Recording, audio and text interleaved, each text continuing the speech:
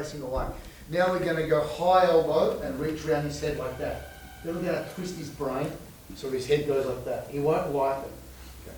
From that point now, he's really keen to like straighten his head back toward the ground. So that's where when I let it go, it'll go under your elbow really easily. Not so much because you're pushing it under, but because he just wants to turn his nose back downward. So we're going to pull him down, get the neck tight. Then we're going to get a gable, then we go high elbow, and then we're going to twist. And then we shove it under that armpit. Now we open our legs, catch the back of our hamstring, and re-shut our legs. Go like that. So we're going to catch here and re-shut. So I've got this like back strap on him here. Now, he's trying to punch me and all of that stuff. So that's when we get an inside tie with your left hand. So now he tries to hit or do anything, go hit away, punch away, elbow away. And you're just going to be able to hold them there with no effort pretty easily. All he can do is love tap you with his left hand the ribs. But try that. Just pull his head down like that, like this. He can't do that. So then you're gonna get him from here. We're going to make a simple plan from that position. Okay? With it actually works a little bit better no gi because you get a better like a grip on your hamstring because it's kind of square there. You get a good grip. With the gi kind of moves a bit. So it is Vale Tudo stuff. All right. So we've done all that. Got this position.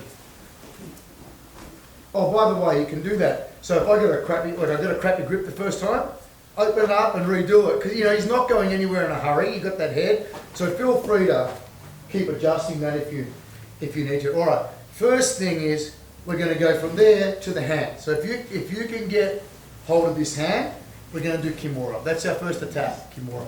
Okay. And it's a little bit better to do the Kimura to put his weight, his hand on the ground, rather than in the air. Just rock away and put his hand on the ground and get a grip. Now, here's probably the biggest secret for Kimura. From my point of view, I think there's a lot of things about Kimura, but the number one thing that made me realize the biggest jump I've ever made in Kimura is that you do not do it like this. Okay, this is not a good Kimura because he will pull his elbow next to his ribs. He'll pull his elbow in. And I'm sure we've all done that. You get the Kimura, they pull their elbow in. So for me, the most important part about Kimura is go for the elbow, not the arm. Look, now he tried to pull his elbow in, get it in, see? And now look, I can just get the Kimura and do it. So for me, the most important part about the Kimura is to attack the elbow. So I can't do that from where I am. I've got an angle over there, this way. Now I've got it locked there. He can't get, I want to keep his elbow as far from this hip as I can. Now he tried to get it back, and then I can slow motion, take the Kimura and do it. So just remember that for every Kimura you ever do. If you do that, your Kimuras will jump up a whole level. Most people, what they're focusing on is actually getting the lock. And then think about that. I get his hand, I go get the lock, and you're knocking the elbow toward his hip, right? So what you want to do is, don't worry about the hand so much, just worry about keep the elbow away from his hip and then get the lock later. And then your Kimuras will jump up way, way, way ahead of every other thing I ever learned about Kimura. That was the thing that made the biggest jump ever. That's what we're doing. And you can generally not do it from the angle that you're at, like from side control or something. Let me see. Yeah, lay down. So from here, I've got his hand here, right? I got to come on this angle here. So, and then pull it away, and then do the Kimura. I can't do it here. I'll come inside the arm here. You've got to go around there and then get it. So you always have to change your angle. You're attacking the elbow, okay? Just do that. Same as the Z gut. We're going to attack that up, and then we're going to find a way to attack that arm, and then we're going to attack his body. So arm, body. So it's going to simple way. All right. So we're here. Same thing. We're here. Now, I'll show you what I want to do. I want to keep his head, and I want to come under that arm like that. Yep, and then join my hands. So I've got him in a stocks position. But the problem with doing this is, especially when it's no gi, even though you're here, his left hand's going to be on the ground. It's always on the ground when you're in this position. But when I reach back to get his arm, his head can come out, especially no good. Alright. So here's the idea. You're going to undo your feet and you turn away and grab his head. So my hand is hitting my kidneys. And then I'll move your hip back and you'll get it like that. Okay. And now, the way I learnt this, which is not the best way, but the way I learnt it was you put your feet in the ground and you try to just do a big bridge and take him over. But we're going to do it with a bit more jiu-jitsu technique now. So what you're going to do is try and touch his nose to his belly button. Okay? He won't like that, so he'll start to stand on his feet to get relief. Okay? And that's when you're going to stretch your legs out and put your hooks in. Once you get your hooks, you can flip him over. At this point, release his head, because he's a friend, and go on top. Otherwise you'll snap, hurt his neck.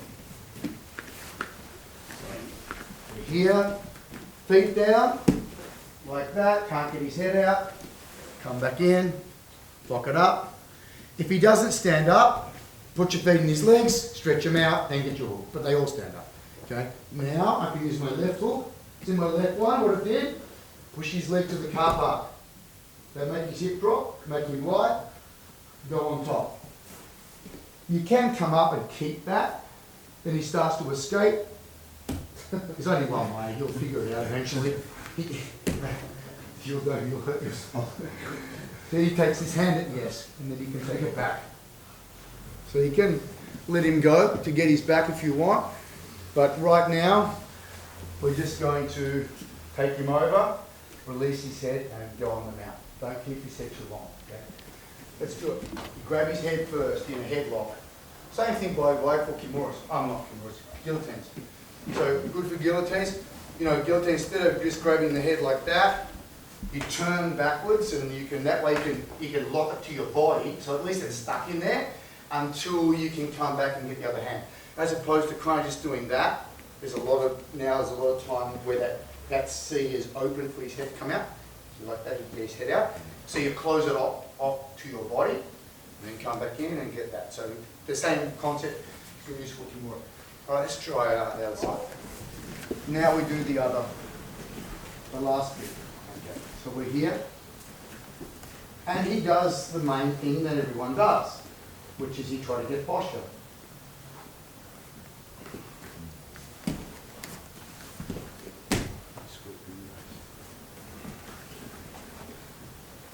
He goes to get up, you get a free ride here. It's just a hip bump sweep. So the hip bump sweep, you know, most people know that if they've been training for a year or two, and it's pretty common. But I think it's problematic in that you learn it, but you don't pull many of them off in sparring. There's a couple of ways, but the person has to really over posture for you to do it. But the other point is this: you're down here, they're way up there. So you've got to cover a lot of ground and get this arm to the other side of their body all before they do anything. You know, and they can just lean left or hunker down, and it kind of messes you up. So even though I learnt it, I was never able to pull it off very well. It's not sort of something that you could do easily in sparring. And this is the thing I did, the brown belt did this move. And that's what got us into trouble. Not me, it got him into trouble. So, because why does it work so well? Because he gets a free ride up. I'm already close, and my arm is already over the side. So all I've got to do is just do that last little piece. So it was a way of making that hip bump sweep really effective. Okay? So that's a really good kind of game. And the main priority, of course, is don't get hit. So that's why that guard's important. And then it was just, now how can I finish? And it was those three things. 1, 2, he tries to posture up, bang, go on top, and then bang. So it was a pretty simple game, really effective. I'm sure you'll get something out of that. Okay. There's a couple of ways, or we'll start simple. We'll start with this basic idea. Now, the little bit better way to do it is, I see my right foot is a shallow grip, not a super deep grip.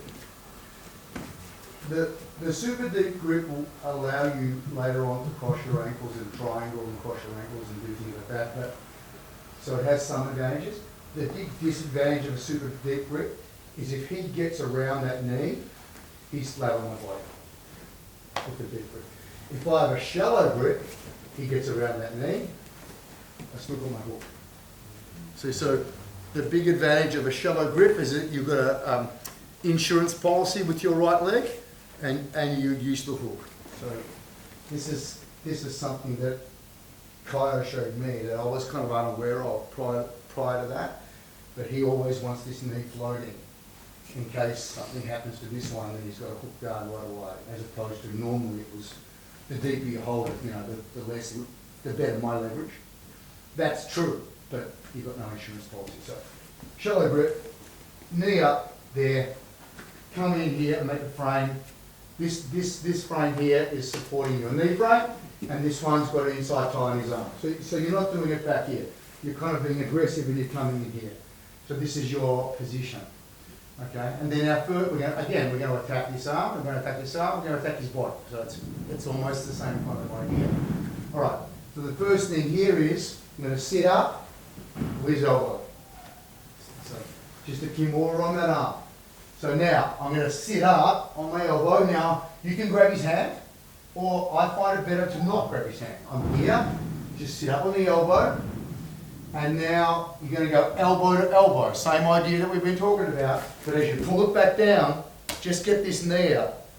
Reason for that is, if the kimura doesn't work, I blow it and he grabs my head, I've got my hook in.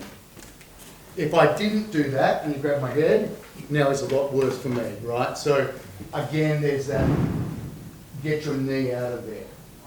There's a price you pay for that, but it's not so much of a price, I'll tell you in a second. So from here, we're going to be here, we sit up and we go elbow, see? So he tries to pull his hand back to his body, but it's really, you're pulling his elbow up. Yeah, and then you get the grip, you're the finish. Now the price you'll pay for letting go the half guard and taking the knee out is that he can then roll. In which case you go here and you just finish, which is better to be there anyway. So I don't care. Now, I prefer to be on top with the kimura than on the bottom anyway. But if you had the half guard, you couldn't roll. So, you know, whatever. So I agree. I think we should have that knee coming out, your right knee out. So in other words, when you get rid of your left knee to do the kimura, just exchange it for your right knee. So, you know, it's like one or the other. So you're over there, you sit up, this knee will kick out, and you hook his elbow and pull it down and take this leg out here, and you're focusing on the elbow and keeping his hip away from the elbow. Okay, let's do that. Talk you through it. So you've done all this, go onto there, you flip him over, he can catch you in half guard. Okay? Just do that. All right, so don't let it go. You're already there. You're on top. You've got the kimura already. Oh, the main point about it is a little bit that later. Just later. So I'm in the half guard. Okay, you grab his arm, push it down, get the kimura. Right. Now, notice look what I did. See, I came to the elbow, not here. I went out to the elbow. Now, here's the point. When I roll, I just keep his hand on the ground. His hands stay on the ground, his hands stay on the ground, his hands stay on the ground, his hands stay on the ground, his hands stay on the ground. Finish. See? Because if his hand stays on the ground, he can't do what he wants to do, which is pull into his body. So why don't we just for fun do it, because we're talking about it. We're going to do that, same thing, but on the way over, they catch us in half guard. We're cool with that. We keep the kimura. We stick it to the ground. You may have to adjust the angle on the elbow a little bit.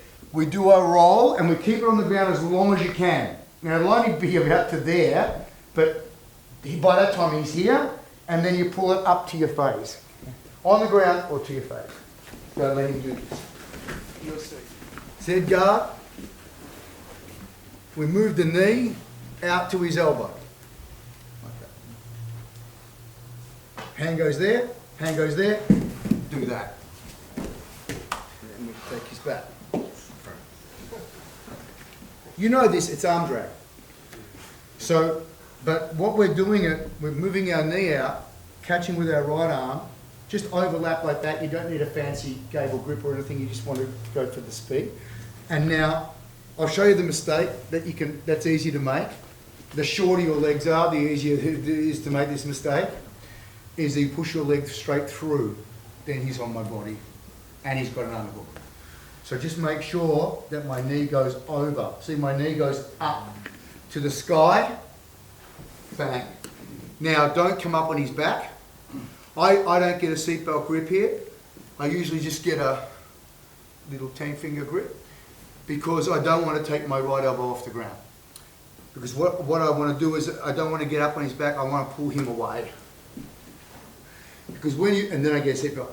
Because by doing that, notice his arm is accidentally trapped with my right leg, like that. So he's stuck there. Now he can defend his neck. No, and then don't choke his neck. So, whereas if you go for the full seatbelt grip, you'll find that you'll probably lose his arm. Okay. So again, we slide it out to make a space. 1, 2. Knee goes over the top, which is to say we're arm dragging. Grab here, just get a grip, and start running away until you can get to there. And ideally you have his arm. If you don't have his arm, no big deal, but you know, it's right there. So don't rush.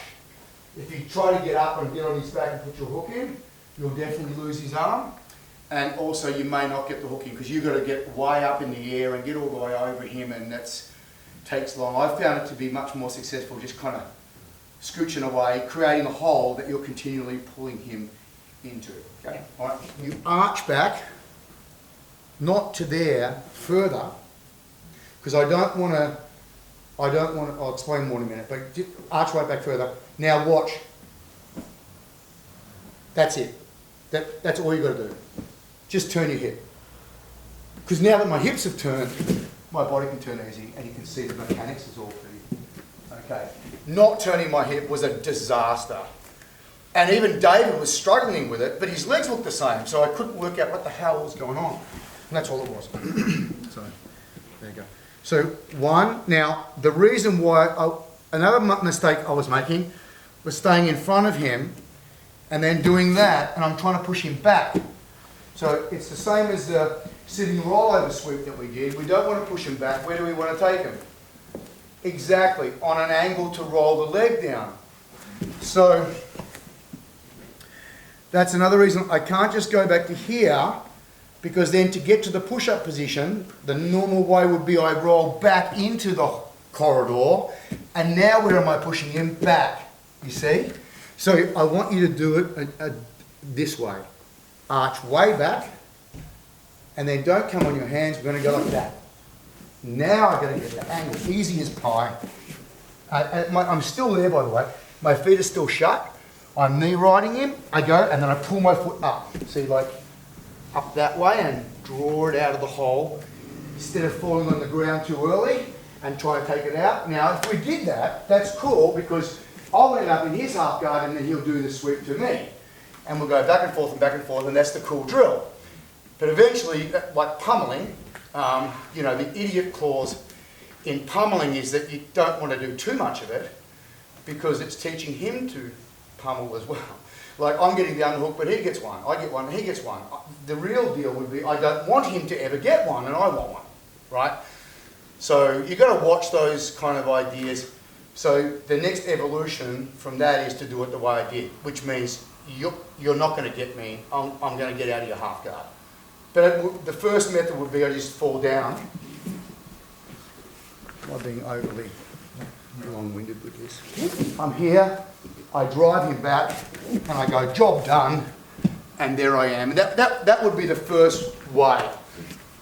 But we'll go straight to the second way, okay, because it is better, it's a better habit to not get caught in the half guard. But that will be the worst case scenario, you're still swept in, but it's better if I can pass.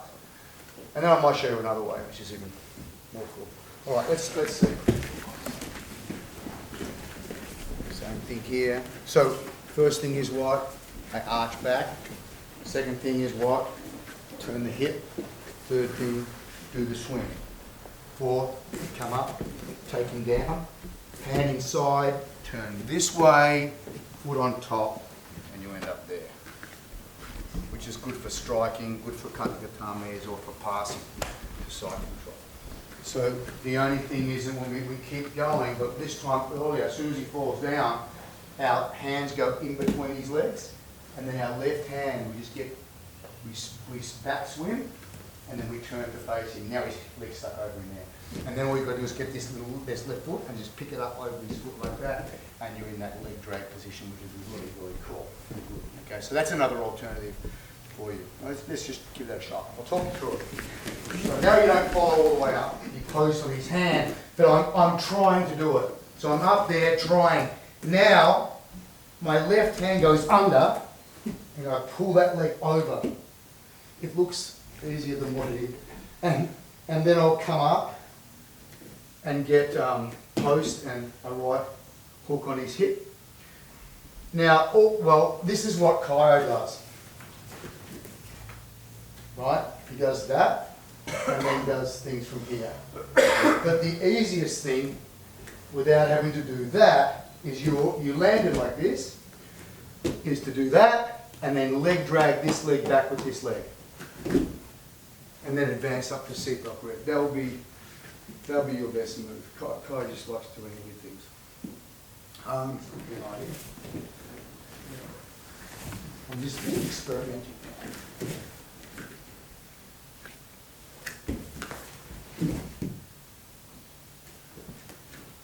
Does that feel better? See, what I thought of was when you do it, you've got your feet like, as you go, use your left foot to help push your right foot. That felt stronger to me. I don't know if it's in my imagination. So let's just see. Get what I'm saying? So as you're up there, instead of just thinking right leg, which is omoplata, which is a one-legged thing, this is a two-legged thing. So use my left foot. So as we go under there, I'm using my left foot, this one here, to actually push my other leg away and take some of the drama out of my right glute. Let's try it. That's only an evolution because everyone's getting used to the push-up sweep. But the push-up sweep's still going to be your strongest move from there. That's more than, yeah, that's pretty good. Yep, got that. Push-up sweep to half guard, yep, to knee right crunch, yep, to leg drag position, but opponent posts and resists push-up sweep, so we roll under, omoplata his leg and do the back take.